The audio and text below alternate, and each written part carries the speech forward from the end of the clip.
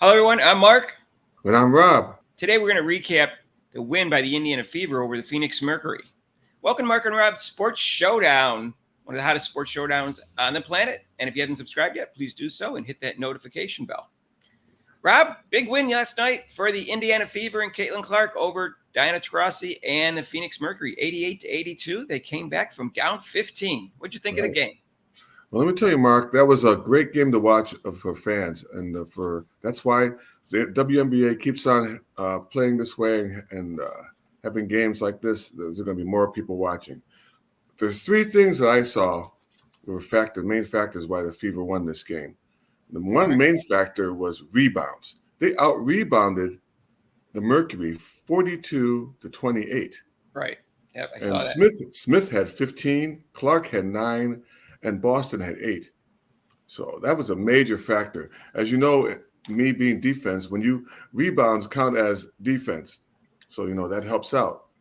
Also, don't tell the Clark haters that. They ignore the fact that she's a great defensive rebounder. Yeah, she was one rebound short of a triple-double yesterday.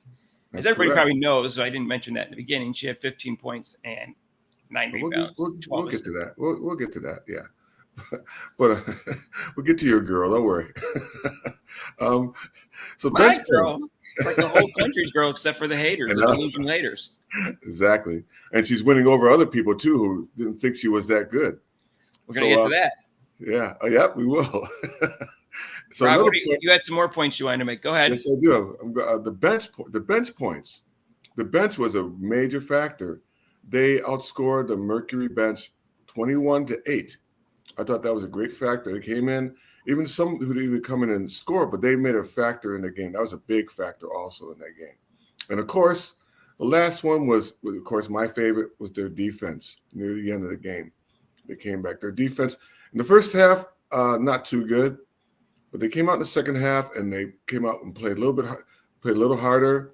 They were battling, literally battling. There's a couple of times there was a couple of battles out there. So, yeah, and then I guess I'll add number 4. Overall team play. They really came out and played hard. They played aggressive. They were not intimidated. They came out hard and played very hard, which I really liked. Maybe, at first they seemed intimidated. Overall, I said overall, not this. Yeah, overall they were. When they came back, they weren't. But at first they seemed a little starstruck or something, or just confused or lost. But they were down 14-2. Yeah, that happens. So, but as long as they came back and they played hard, that's the most important thing. Well, this is my general take was that once again, Caitlyn Clark has shown what a great floor general she is. Not just a great passer, but a floor general. Even with a clueless coach who doesn't know what she's doing, she still ran that offense beautifully, even though their half-court offense isn't that good. That's because of the coach. Right. But she did the best what she can given the scheme and the system that they have. And they should be running more. And that's one thing. I thought the refs were awful. They got the first 3 calls wrong in the first half. Caitlyn Clark, that was not an unusual move in her shooting motion. And that's not what the rule is. The rule is that she has to move towards the defender.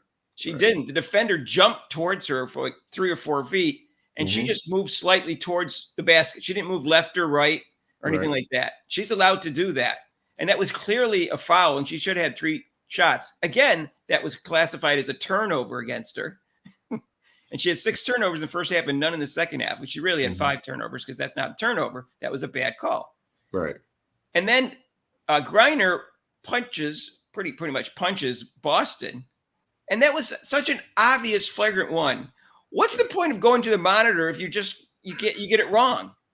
Right. And both the announcers agreed that those were the wrong calls. And then there's a third one. I can't remember what it was. They got that one wrong again too. They got 3 out of 3 wrong in the first half. Yeah. There were obvious calls. They finally got one right when they had a flagrant one near the end of the game. But what was wrong with their heads in the first half? They got 3 calls wrong. Yep, I understand, Rob. They're just awful officiators. Those aren't even hard calls when you have a monitor to go look at to get it right. And in 43 seconds left, there was a foul call against the Fever, and Coach Sides never used her challenge. She could have used a challenge on Clark because that would have been her second foul in the Right. first quarter. It was like halfway through the first quarter, I believe. And that was the second foul. That's a pretty big deal. Did she challenge it? No. Yeah. Did she even realize it was the wrong call? I doubt it. She's so incompetent. Right. And with 43 seconds left, she still had her challenge left. Fine. So she didn't use it before because she's saving it. Well, why didn't she use it then? Yeah, might as well. Yeah. And just she's clueless. She really is. And Grob, 14-2. It's like 5-6 minutes in the game. Why do you wait so long to get a timeout? They were obviously not playing well. Get a timeout earlier than that. I don't know what to say. Is there a brain? Does she have a brain? Well, I mean, yeah, the first quarter, I mean, despite that, the Fever got through all that, and then they ended up, coming out of the second half and playing much better, a little bit better in the first half. The coach, I'm going to give the coach only one good cred. I'll give her one good point. Was the out of bounds play to Mitchell near the end of the game, and that's it. Everything else, I'll give her that one. The team did, Rob. Yeah, it was design play, and then they actually followed through with it. I was like, oh wow, you have out of bounds play finally. Wow, I'll give you that. I said I'll give you that one. That's all I give her. That's it. Besides that, I don't give her. It was mostly a team effort, and like you said, with Clark's, this is what they're finally realizing. With Clark's bringing the ball up and pushing the ball up, the players are finally like, wow, she can do this. I mean, she can pass the ball to me, and I can score. And it's finally, I think the team is starting to click together. And what I like about Clark, what I love about Clark, is on the pick and rolls. She maintains her dribble, which is freaking awesome. Most players, when they do that pick and roll, as soon as that person sets the pick, they'll pick up the dribble and look to pass the ball to the person who set the pick on them. Clark maintains her dribble just in case. Okay, did the person who was guarding the person who put the pick, did she stay with me, or did she slide off of her? I could take the shot. So she's very good on that, and that's what she did. She does that nice little one-hand bounce pass, soft bounce pass, which is great. She made some great passes once again. I swear you could just find 4 great passes every game she plays. Like passes that nobody else can make. Now she forced it in the first half, a couple passes. Yeah, she did. And there's turnovers, but one of them it looked like it hit a foot, and they didn't catch it. That's like fifth time this year they didn't catch a foot. And that was calling it a turnover too. I don't know. The announcers are very good, by the way. Mark Jones, I know, I've been a long-time announcer, and I guess Debbie Antonelli, I think was her name. Yeah, she's very. Yeah, they were both very good. They're very good. It was no bias there. They knew the game. Obviously Mark Jones always does a great job. I don't know Debbie Antonelli. I think I've only seen once before, but she called out the ref on all 3 calls they got wrong. She thought it was the other way around. So it's confirming what I thought and what everybody else probably thought. At the end of the game, they took out Clark. Sides took out Clark, not they. And because of defense, which would be a great theory if their other guards were good defenders. But,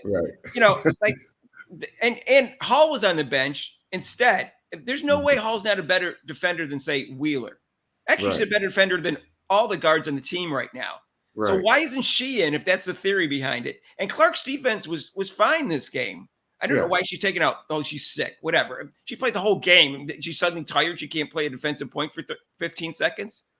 The triple-double thing, that's an arbitrary number, 10-10-10. So it's not a big deal to me, but it would have been nice that give her a chance to get that. I don't think it would have cost her the game. She's actually very good on all off-the-ball defense anyways, and that happens sometimes in those kind of plays at the end of the game where you get people get a steal on an off-the-ball defense. So I didn't understand. Wheeler always makes dumb fouls anyway, so I don't know why she's in there instead of Clark. Yeah, she's made a pretty good game. I mean, she's got to leave her in the game. I mean, she's having a great game anyway. She might have gotten that rebound to make the triple double. Who knows? There's a real good chance. But they would have had 2 opportunities of it. She took her out twice. So I mean, you're kind of like, great. Like I said, she's not the best defensive player, but who is, except for Hull, maybe now on the team when they got rid of Taylor. So Hull's probably the best defensive player. On the perimeter, she certainly is. Yeah, it's not even a question whether she is or not. Yeah, so why not leave her in the game? What is taking her out? What does that prove? Yeah, you're right, Mark. Because so then she gets the rebound, and then they're going to foul her, and then the game's over. That's No, eventually what happened. she's not even on the woman that's likely to shoot, anyways. Yeah. So uh, so I don't understand. I didn't either. Clark was excellent though, and except for the forced passes. She still has problems working through screens. Like in the first half, you saw it. She went underneath it instead of in the front of it. And you could see a couple other times, but she's getting better at it. She seemed to be better in the second half, fighting through the screens. But she'll get that down by the end of the year. I'm not too concerned about it. Yeah. She did a floater that didn't score, but I forgot to mention last time we did a recap. In that last game she did a floater that did score, and it looked pretty good. So that was her first floater of her career that last game, and I forgot to mention it. She actually went to a zone. So I was like, "Oh, are you watching? Are you watching our channel?" Yeah, with Griner, I think that's a good idea. I mean, Griner, she played well scoring wise. Yeah, she has a nice. But she didn't get very much. She only got like 6 rebounds, and considering how tall she is. And they play with a lot of guards. You would think she would get more rebounds, but she's not quite as mobile as other of the bigs that are on Indiana Fever. Right. Yeah, she's not, but she's got a nice little mid-range game, I was surprised. She has a nice little jump shot. She's not just a post-up player. She can do that, but she can also dribble the ball and pull up and shoot. I was like, oh, okay. Yeah, I mean, like Allen is a guard, and she got 9 rebounds. No, I know. I've watched Griner before because I watched her in the Olympics. She was doing and they couldn't stop her. She had 1 block. No, she got one. She got 1 block. So Griner had 1 block. So anyway, she's led the league in blocks before. I don't know. Don Taurasi was on her best behavior, except for maybe 1 or 2 hard plays. But there was a little thing where her and Clark were laughing and talking right after that scuffle. Oh yeah, that scuffle. It looked like it was started by the Mercury, a Mercury player like Collier or Cooper, where she put her elbow in or something. Like they were just too close together. It was just stupid. Why doesn't? Yeah, they were too close. Back. Did you see Clark just like step away? Like, I'm out of this. She's not getting a technical. She wasn't going to get a technical. She just walked away. First of all, the fight was silly because if someone would go like this and someone elbow, wait, just step back. One of you guys just step back. They ended up getting 4 technicals. So whatever it was. It was dumb. And I think that's because it was right after that when Taurasi and Clark were laughing near to the left of the top of the key. And I think they were laughing about how stupid that play, the fact that they were arguing when they're just trying to get in a huddle. You're going to fight just because you're getting in a huddle. Yeah, they were all like, get out of the huddle. I was like, wow, what is this? I mean, I'm glad that they were intense, the Indiana Fever, because they wouldn't have won if they hadn't, because they were playing a team that was better than them. So, but get in a fight over that's stupid. Someone could have got thrown out, and they don't have any depth. They're only playing 8 players right now. Apparently, they activated a forward. They're not going to play. Well, I like the way Boston was. I think she's getting back in shape because she's running the floor a lot better. She had nice 2 passes from Clark with layups and stuff. But you can see that she's thinner than she was when the season started. Oh yeah, she's I'm disappointed that she didn't show up for camp in shape. That's her job. She's a professional. I don't know what was going on, but she won't do that next year, I don't think. But she looks a lot smoother than she did beginning of the year. She definitely was out of shape. Yeah. Anyways, Smith was great at rebounding with the 15 rebounds, and she actually got 2 steals and a block. She played a little defense. Mm-hmm. So, and she scored 12 points. Boston had 17, was 6 for 9, and also had 8 rebounds. Smith shot well too. She was 5 for 9. Mitchell I don't know what happened. She got taken out. She started cold, but I don't know why she took her out. She's been cold before, and she's a streaky shooter. For some reason, she took her out in the first half and came back. She wasn't performing well. That's why she wasn't performing well. So that was that's another good one.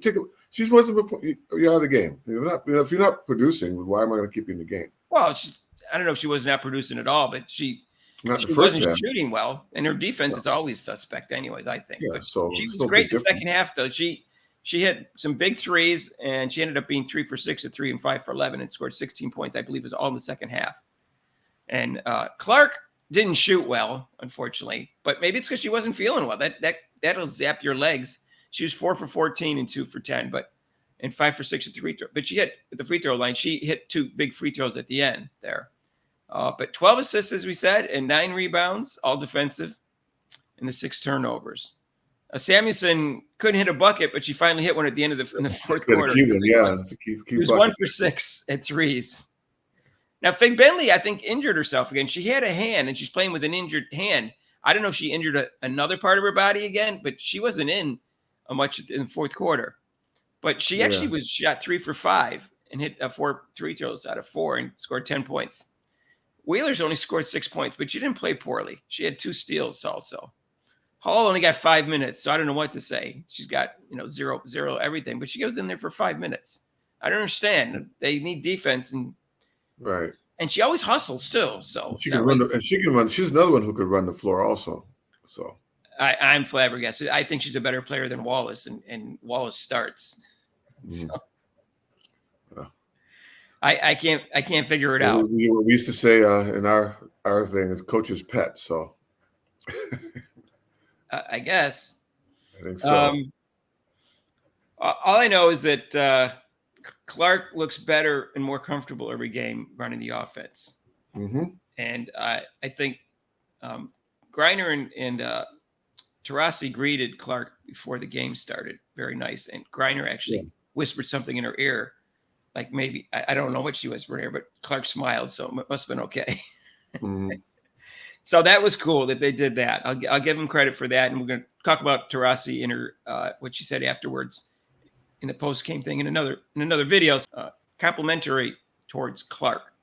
And I think she realized Clark was better than she thought she was, but who knows? Who knows? I mean, like I know she knows the game. She knows how good Clark is. So just overall, that's really overall. Like I said, the Fever really played as a team, which is really good. I can see them gelling together, getting used to Clark. They even in the post interview, Mitchell said they're starting to gel with her, and that's great. That's what basketball is about. And unfortunately, Clark's is opening up eyes, which I don't know where they have been. She's not opening up my eyes or yours, but people who've never seen her, they're like, wow, she can really play. No kidding. Kidding. Wow. It's becoming more and more obvious she should be on the Olympic team. We're going to cover that too. And that she's not a one-trick pony. If you haven't subscribed yet, please do so. And hit the notification bell when you do. And if you like this video, please hit the like button. And please share it with your family, friends, and enemies. And we've decided to do a live show every Monday, Eastern time from 7 to 8. But when the Olympics come around, things are going to change. So I just found this out today, so I'm going to announce it right now. The Olympics are going to be prime time from 2 to 5. So it's Paris prime time. So Mike Tirico is actually going to host it. And then they're going to do another one at night where it's going to be like fake live. So, but they're going to show all the big marquee live events 2 to 5 every day during the Olympics. Please feel free to make intelligent, non-insulting comments. And that's our show for today. And we'll cover some other things related to this game in other videos. So look for those. Peace out. To the next video.